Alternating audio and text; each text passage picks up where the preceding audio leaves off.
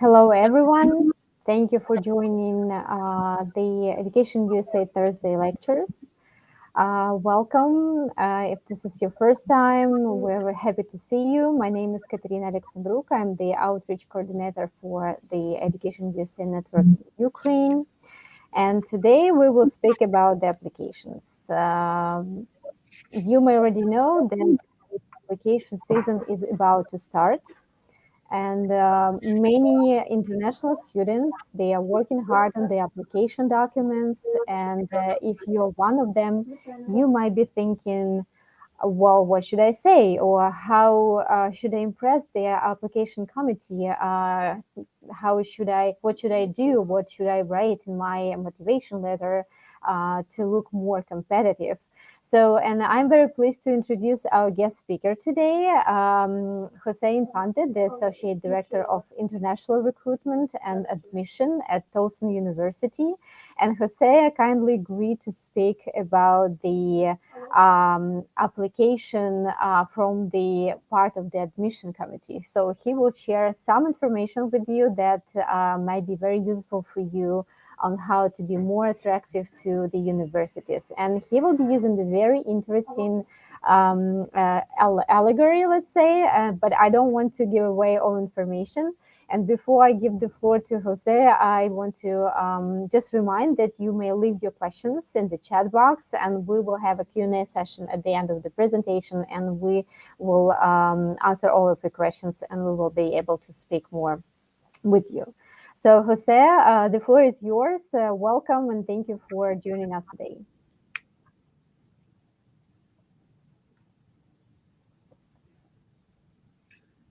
Thank you, and thank you for having me. As Catherine said, my name is Jose Infante, and I'm here to talk to you about the admissions process and how to play the game. Sometimes it might be overwhelming, sometimes it might be scary, but believe you me when I tell you that it's more scary for us when you choose another university. So the question is, how do you select a university? How does the university select you?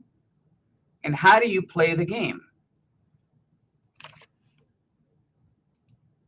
So let's talk cookies. Now, you might seem like, what is this guy talking about? But please stay with me on this for a minute, okay? I'm going to assume that all of you like cookies. And like all of us, we like cookies or some type of cookies for different reasons. We prefer one over the other because of their texture, because of the taste, ingredients. Some of them like chips, some of them like nuts, some of them like, I don't know, raisins. It's a challenge, but you have to pick one cookie. Now think about that for a minute. When you start going into the cookie aisle, and this is what a supermarket looks like in the United States, you're going to be overwhelmed with the amount of selection that you have. Again, now you have to walk down this aisle and select the ones that you like. And on top of that, out of the ones you like, you're going to have to discard the one that you like. Okay, I like this one better than the other one. What are you in the mood for? But then, plot twist. You discover that there's another aisle of cookies, and now you have to take a look at that other aisle of cookies, which could be somewhat sweet and salty and healthy kind. The question is, what are you going to do?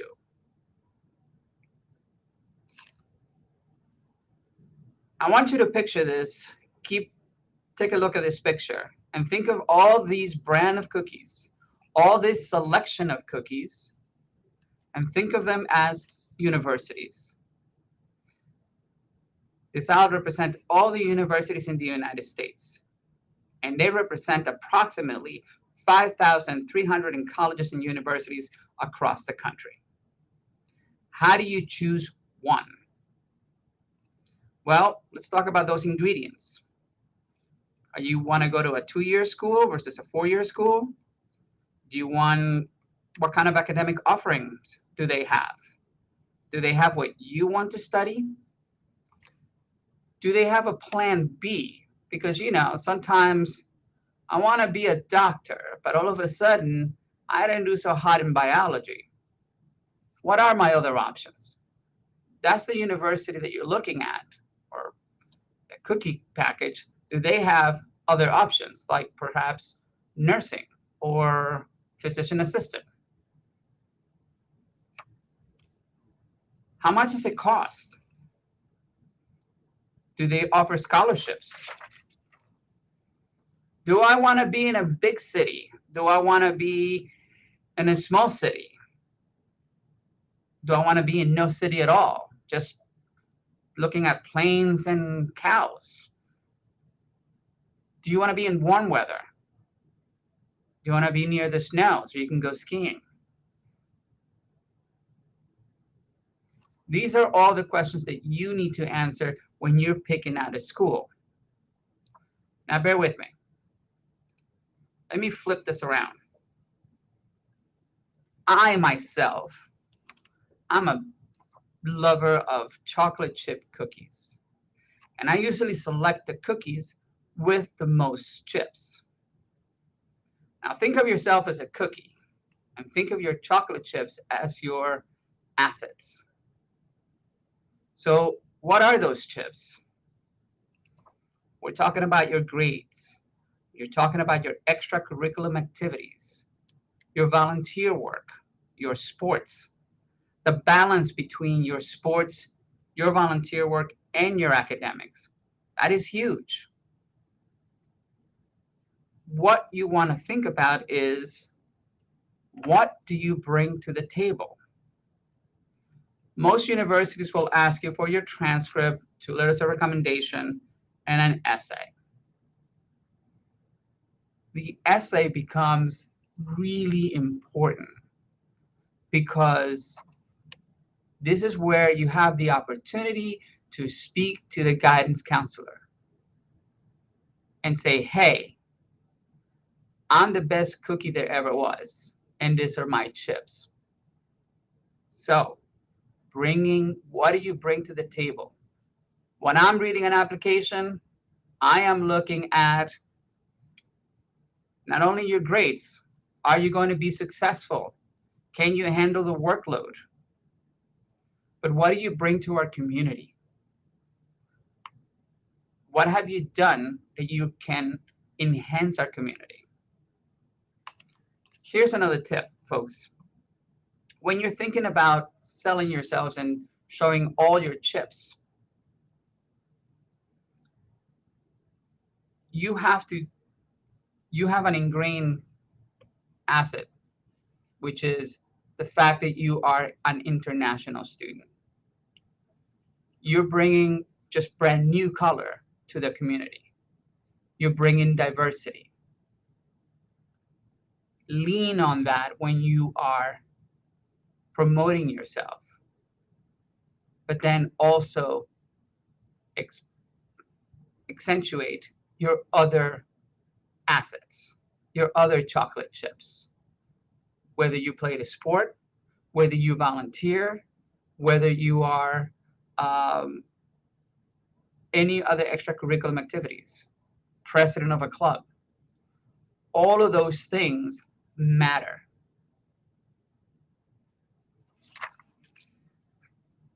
Now, this is your power.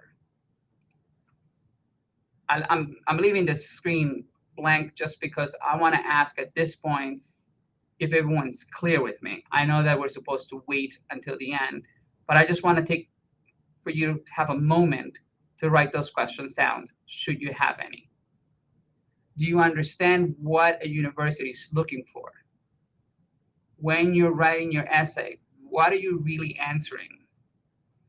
If you have low grades and you're trying to aspire to a school, tell us, why do you think you're going to be an asset to the university? And tell us why you're going to be better than you have been. If you are an excellent student, I think this is your time to brag. I am great, and these are the reasons why I am great, and these are the reasons why I will be an asset to your community and your university. Whatever the subject is, whatever your personal situation is, state it, talk to it. Please refrain from talking about your mom, your dad, your dog, how they're heroes, because that doesn't say anything about you. Your letters of recommendation should be usually from a professor or from a guidance counselor. But if you work and you think that your boss can give you a good letter of recommendation, ask them to do so.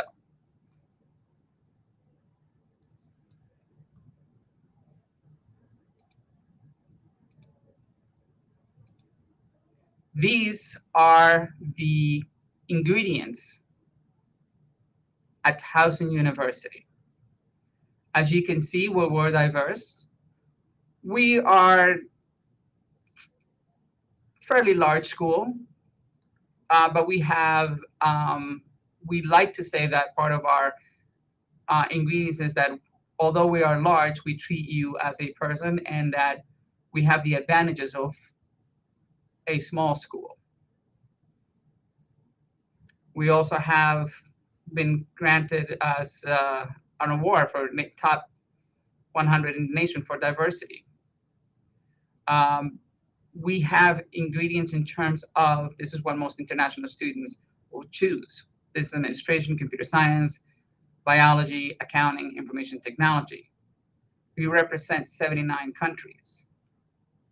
As part of our ingredients, we'll also talk about location. We're in the mid-Atlantic. We're probably the sixth best state in the United States. And we're in the top 15 metropolitan areas for academic employment and opportunities. Within driving distance to New York City, and even closer, Washington, D.C. These are all part of those ingredients that I was mentioning before.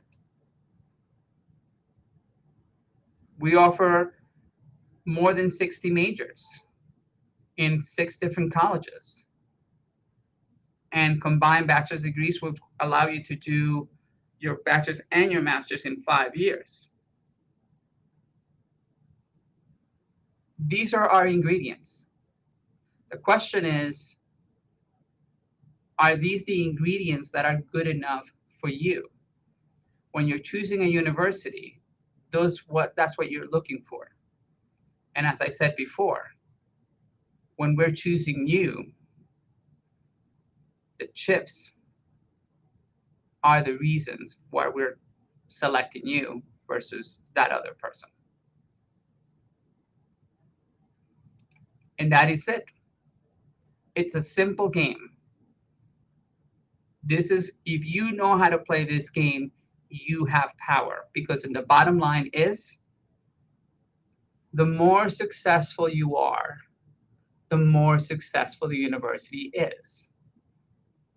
So again, those chocolate chips become really important. Catherine? Thank you, Jose. Thank you for the nice allegory you have with the chocolate chips. It's very unusual, I believe, and nobody was expecting to have cookies in the presentation.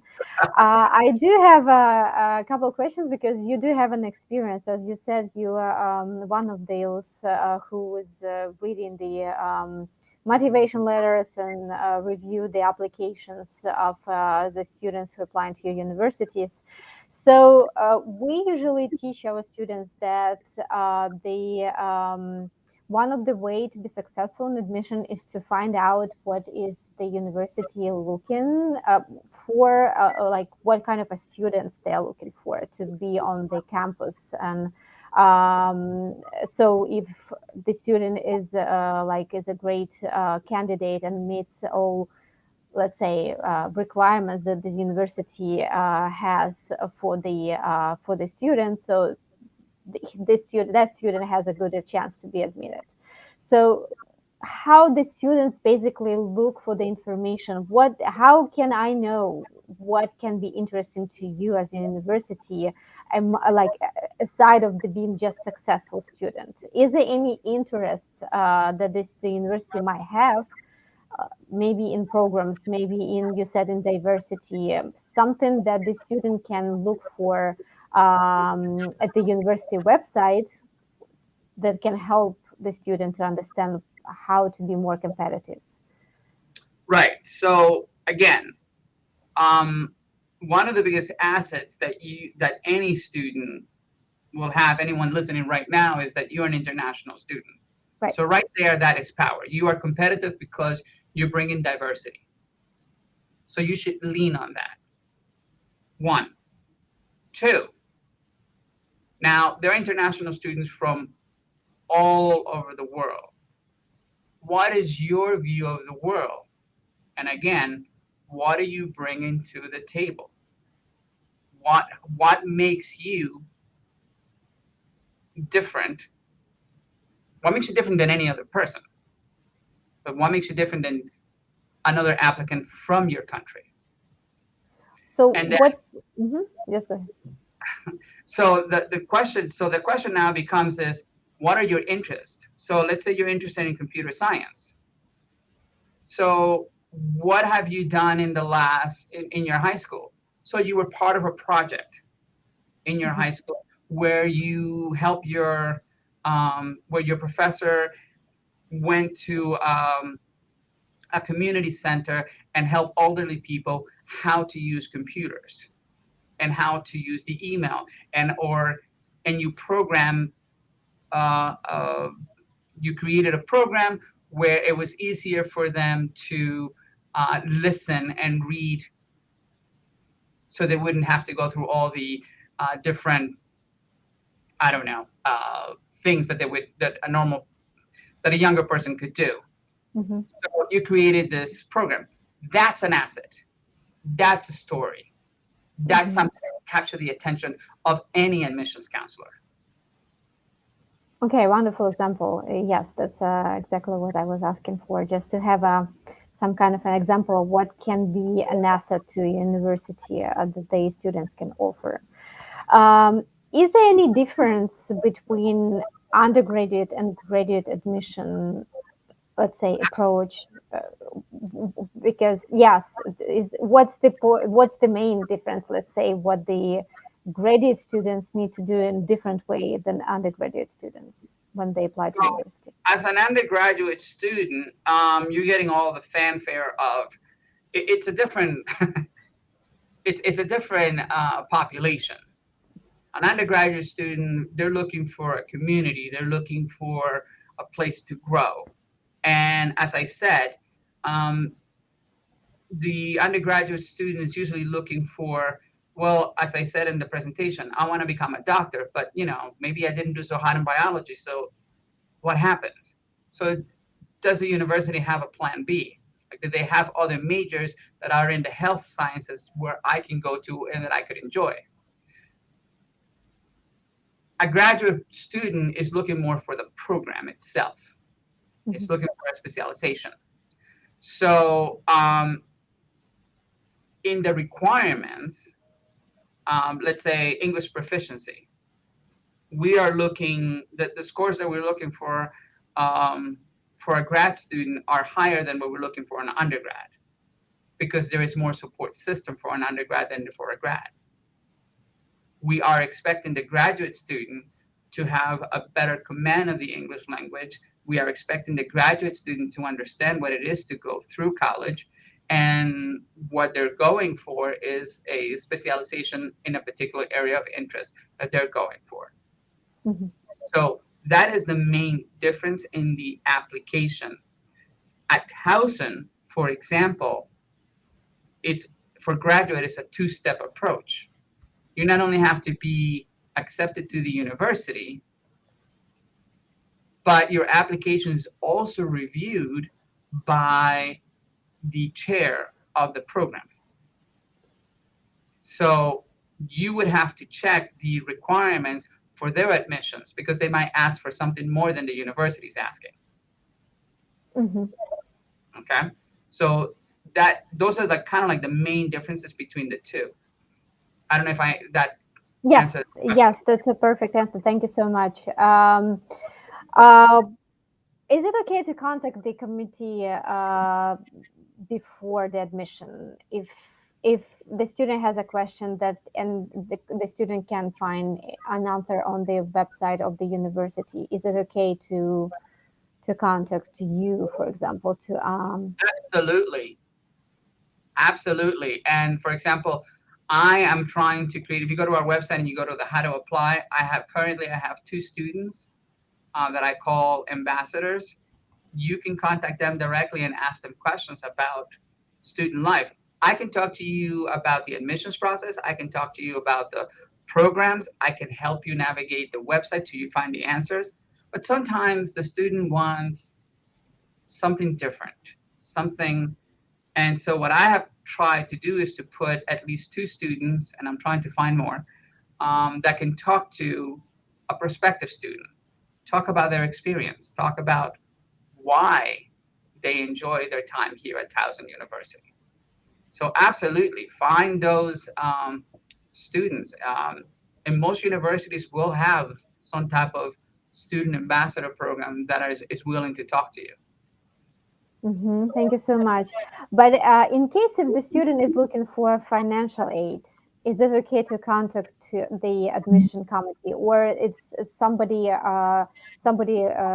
it's a different department that can answer all the questions about the financial aid? Because I know that many universities, like the process of admission and process of granting financial aid, it just goes almost at the same time. And sometimes our students are asking when they should start the process of admission and when they should start the process of requesting for financial aid, and who is responsible for granting the financial aid, let's say. Okay, so in terms of for international students, there's no financial aid. Now, some universities will offer, like Towson, will offer scholarships. Okay. So usually the admissions person is the person who will be explaining this process to you. At Towson, for example, at Towson University, you don't have to do anything. The minute you apply, you're automatically applying to a scholarship. And the scholarships will range from about $4,000 all the way out to $11,000. Other universities have different ranges. Other universities simply don't have scholarships. Again, Towson University also is part of the You Are Welcome Here scholarship. We gave out 2 the past year, and we gave out 1 last year. So that's we only give out 1 or 2. So that's a very competitive scholarship. Other universities have scholarship programs. Some of them don't. Some of them are part of the You Are Welcome Here. Some of them may have other things. If we're talking about graduate students, there are no scholarships, but what they do have is assistantships or fellowships. These assistantships or fellowships is you working for a professor or for a department or for somebody within the university, and that will give you credit. Depending on the amount of hours that you work, it will be like worth half the price of your tuition, like half the courses, or the full semester. It will depend on the program, depend on the hours, depends on the school. Each individual school has their own assistantship program. So you have to ask a little deeper, and you can go to the admissions officer and ask for those questions.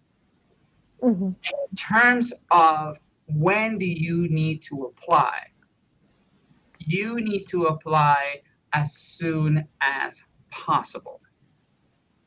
Not because I'm urging you to, and I want you to come to Towson. You want to apply as soon as possible because of the current conditions of the world. We don't know what's going to happen tomorrow. Embassies are 320 days waiting list for a visa appointment in some countries. You need to know what is that process going to look like for you. Therefore, you want to apply as soon as possible so that the Office of International Student Affairs can begin the process of your I-20 so that you can get your appointment as to the visa, to the embassy, as soon as possible. This is why you want to apply, because they don't start that particular work until after you are accepted. Mm-hmm. All right, thank you so much for the advice. I do have a question from our audience. Do achievements outside a person's specialty help, such as sports, other random interests that do not match what you want to study? Undergraduate students, absolutely. It matters, and that's what you want to show. I highly recommend that on top of the letters of recommendations and the essay, you submit a resume so that the admissions person can have a holistic look of who you are. What about the graduate level? I'm sorry, what about what? What about the graduate level for the students who apply for the graduate schools? For the graduate level, I believe that if you are able to tie your interest to the particular interest that you have, that it's outside, then it's definitely worth it. And absolutely, you are recommended to put in your resume. In some instances, the program will ask for the resume. The Office of Admissions won't, but sometimes the program will. Mm-hmm. All right. Thank you so much for your answer. I will give more minutes to our audience to think about the questions they have. I might have only one question also, on top of what I already asked about the admission requirements from different departments. Is it typical that the admission process is the same for the whole departments, or some departments may have some specific requirements from the students for admission, and it might be different?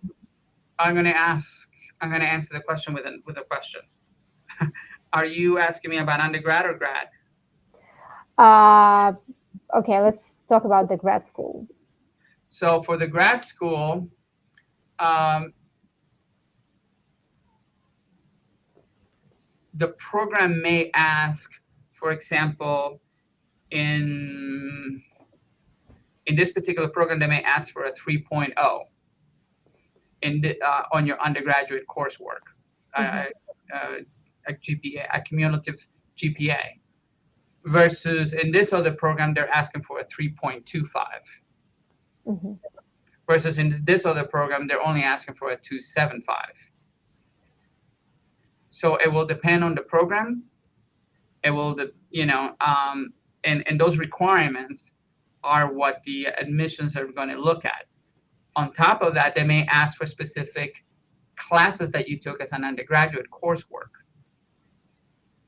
And if, there are some programs that will say we'll have a leveling courses, and so that doesn't matter. But in some other courses, in some other programs, they might just say, no, you need to have these requirements or else you can't apply.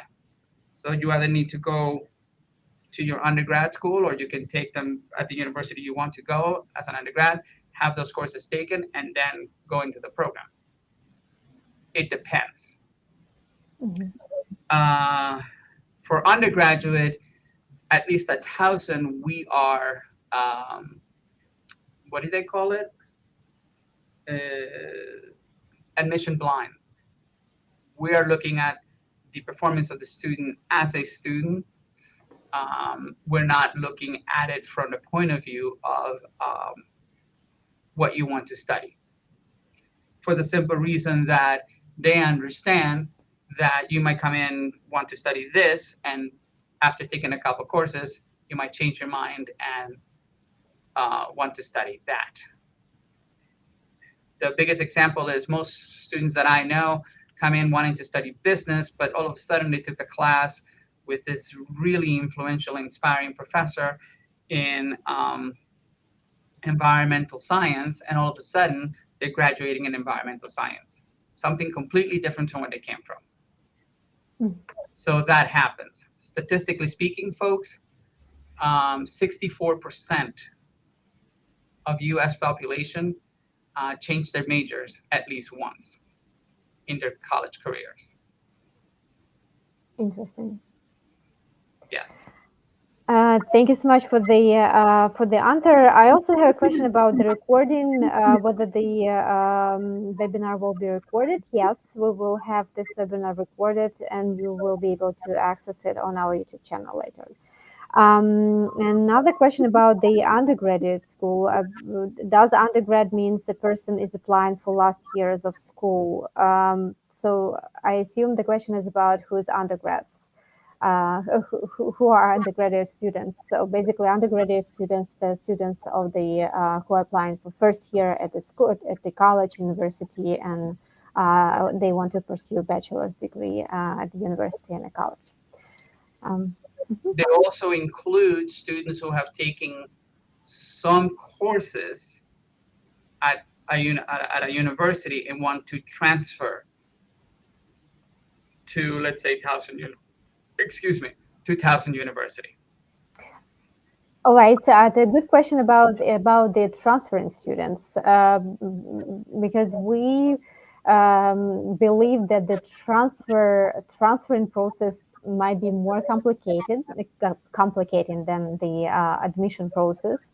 If you can just give us more information about like the transferring process. If you say if a student already graduated from the first year at Ukrainian university and he wants or she wants to transfer to Towson University, how it usually happens? So what you would need to do is that you would need to go, when you, at least for Towson University, you would need to send your transcript to an evaluating company, most Spantram or WES, W-E-S. Those are the two most popular ones. You would send your transcripts. You will ask your school to send your transcripts there, and they will evaluate not only your coursework, they will provide us a GPA that is equivalent to the U.S. and how many credits are equivalent to the U.S. So with that, we basically take your GPA and begin the admissions process. To letter recommendation and essay, the same thing.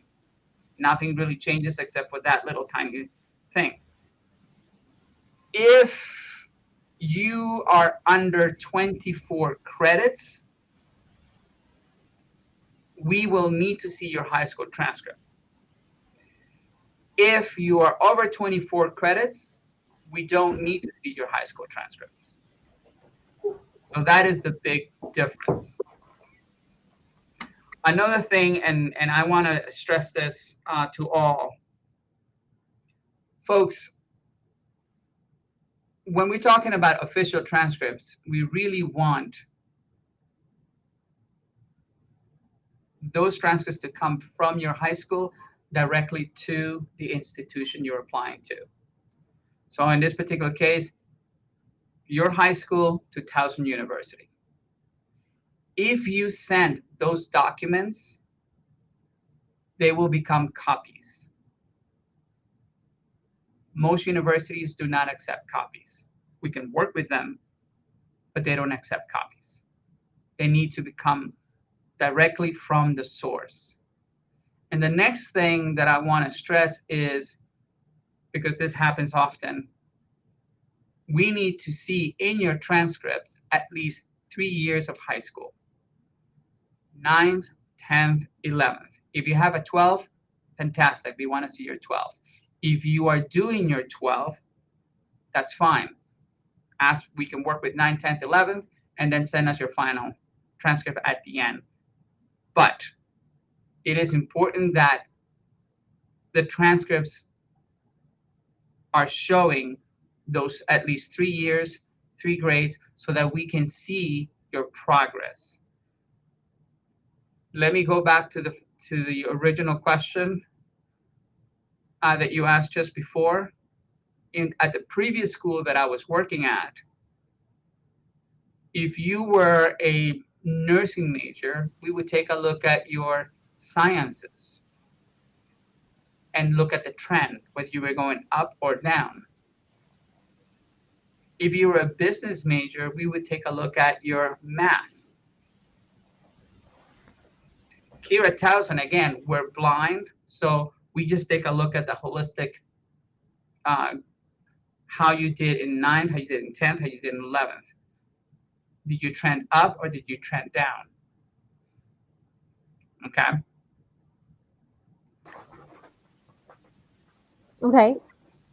Okay, thank you, Jose. And I have a question actually following your answer. The audience is asking, if one applies while being not in the final grade, will he be admitted?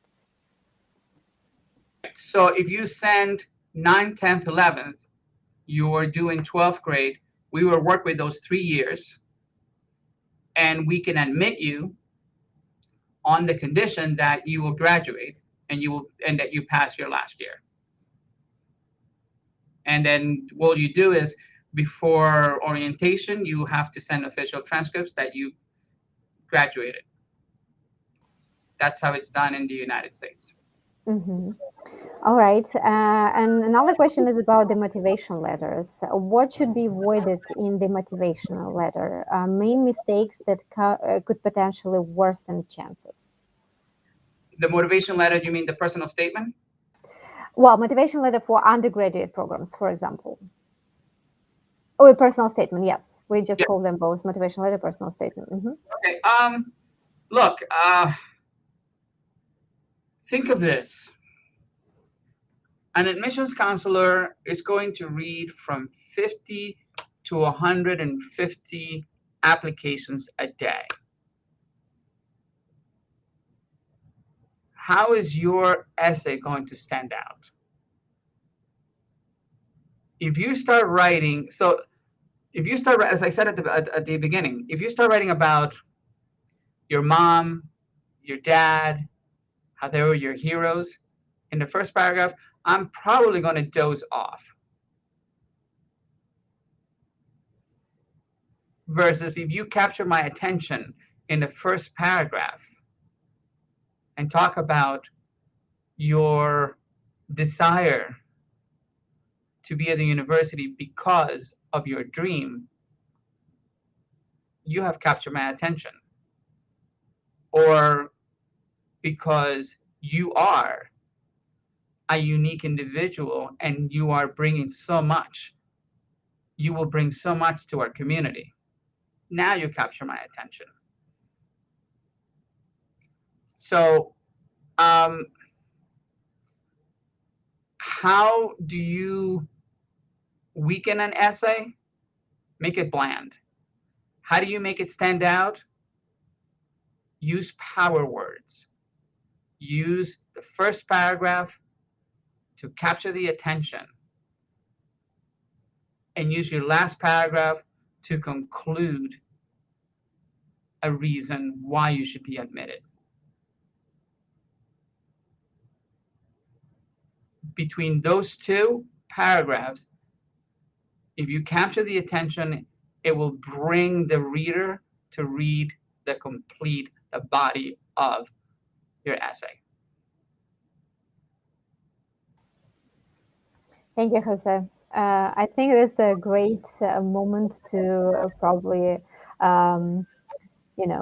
make a great conclusion to our webinar. I'll just give a couple seconds for our audience. You have a last chance to ask your question to Jose. And if not, thank you so much for joining us today. Thank you so much for sharing the information with our audience, with our students. And I believe we had somewhere your contact information. I would love to show it to our audience just in case if they want to ask that question and can contact you directly. And yes, here it is. Jose? Yes. Do you have it? Yes, we have your email address, and I encourage everybody who still have some questions for Jose and who maybe doesn't want to show it now, but just ask after the webinar something very specific. You can feel free to email Jose to his email address. Absolutely, please do. And if you can email and want to speak to me, we can create a Zoom meeting. I'll be happy to talk to you. Wonderful. Thank you so much, Jose, for your support and for the information we received today. And thank you for joining. Thank you, everybody, for joining. Our audience say thank you. Again, thank you for the cookies, for the quite nice story about the cookie. It was real nice. Chocolate chip. Chocolate chips. Okay. Goodbye, everybody. Have a nice evening and see you next Thursday.